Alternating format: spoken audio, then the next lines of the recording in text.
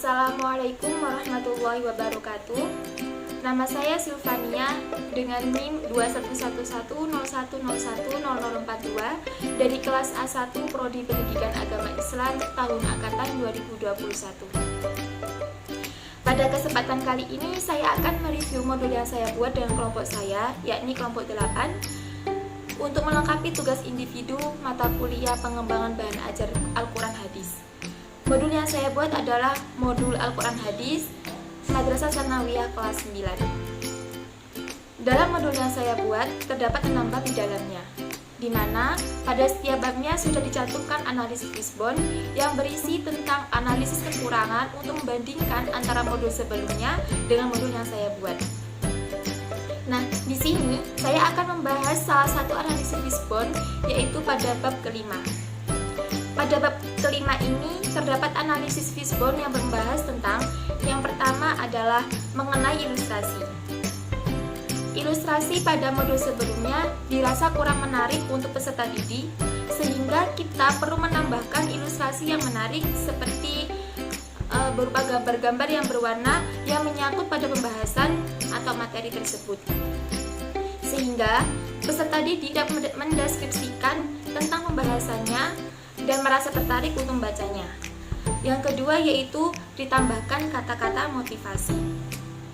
Pada modul sebelumnya tidak ada kata-kata yang dapat memotivasi peserta didik ataupun tidak ada kisah-kisah yang dapat memotivasi peserta didik, sehingga kita juga perlu menambahkan minimal satu kisah untuk menambah motivasi peserta didik.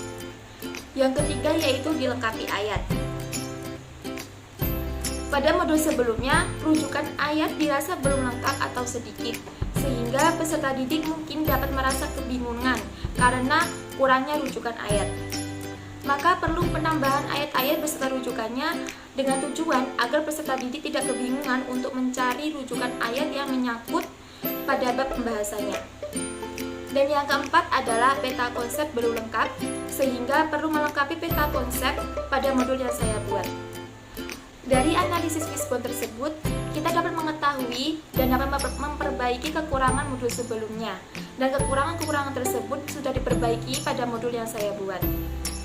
Dan menurut saya, modul yang saya buat ini sudah cukup menarik dari segi cover, warna, ilustrasi, desain, dan isi, sehingga peserta didik ini tidak merasa kebosanan untuk membaca dan mempelajarinya, serta membuat minat baca peserta didik ini meningkat.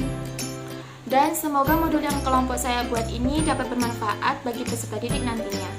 Mungkin itu saja review dari saya.